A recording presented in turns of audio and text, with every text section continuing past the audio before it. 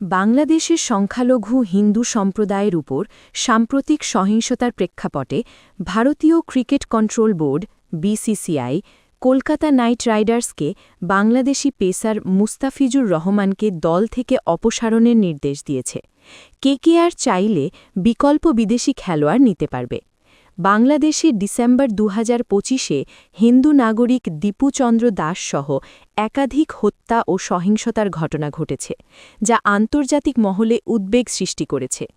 এর প্রেক্ষাপটে মুস্তাফিজুরের আইপিএল অংশগ্রহণ নিয়ে রাজনৈতিক ও ধর্মীয় নেতাদের সমালোচনা তীব্র হয়। বিসিসিআই সচিব দেবজিৎ সাইকিয়া জানান, সাম্প্রতিক ঘটনাবলীর কারণে কেকেআরকে মুস্তাফিজুরকে ছেড়ে দেওয়ার নির্দেশ দেওয়া হয়েছে। মুস্তাফিজুরকে গত মিনি নিলামে ১০.২০ কোটি রুপিতে কিনেছিল কেকেআর। আইপিএল ২০২৬ আসর ২৬ মার্চ শুরু হয়ে ৩১ মে ফাইনাল দিয়ে শেষ হবে। এদিকে বাংলাদেশ ক্রিকেট বোর্ড বিসিবি একতরফাভাবে ঘোষণা করেছে যে ভারতীয় দল ২৮ অগস্ট ঢাকায় পৌঁছে ৩ ওয়ানডে ১-৩-৬ সেপ্টেম্বর ও ৩ টি-20 ৯-১২-১৩ সেপ্টেম্বর খেলবে। তবে বিসিসিআই এখনও নিশ্চিত করেনি।